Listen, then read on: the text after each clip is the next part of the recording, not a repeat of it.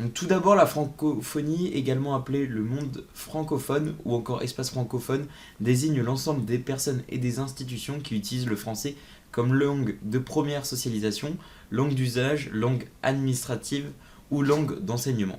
Donc, comme on peut le voir sur cette première carte, c'est surtout, mis à part la France, en Afrique de l'Ouest et centrale, Amérique du Nord, que la langue française est la plus utilisée, mais également avec toutes ces régions d'outre-mer, comme l'île de la Réunion ou la Guyane, etc. Donc, l'influence de la langue française dans le monde s'observe grâce au 16e sommet de la francophonie qui s'est tenu à Antananarivo, au Madagascar, du 22 au 27 novembre 2016. Mis à part ce sommet, l'influence de la francophonie s'observe à travers le continent africain.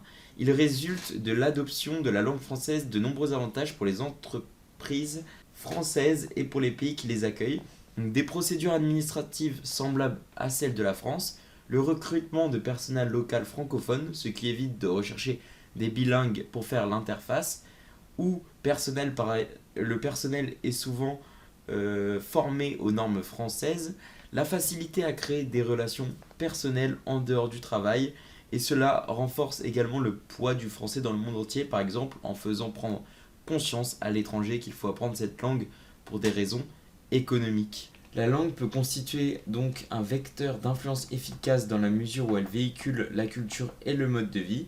C'est l'exemple de l'Afrique. C'est grâce au dynamisme démographique de l'Afrique que la francophonie est l'espace linguistique en plus forte croissance, plus 143% prévu entre 2015 et 2065, plus 62% pour l'anglais selon l'ONU. La langue française constitue un instrument privilégié du soft power, qui est traduisible en français par la manière douce ou le pouvoir de convaincre, tout simplement car il permet d'avoir de meilleures discussions et une meilleure relation commerciale avec une personne qui a la même langue que soi-même.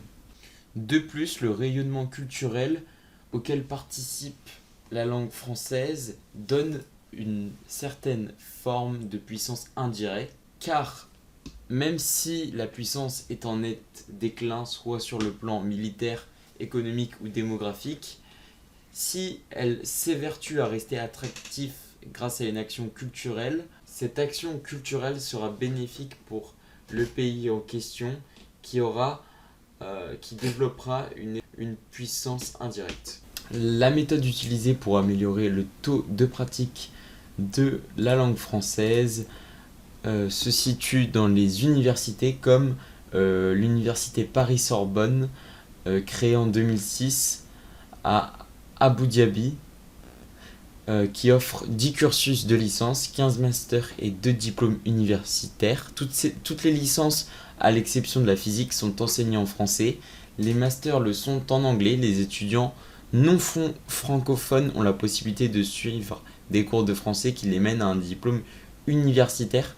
Donc on voit ici que la France a des méthodes à travers d'autres pays, comme en créant des universités qui apprennent la langue française directement.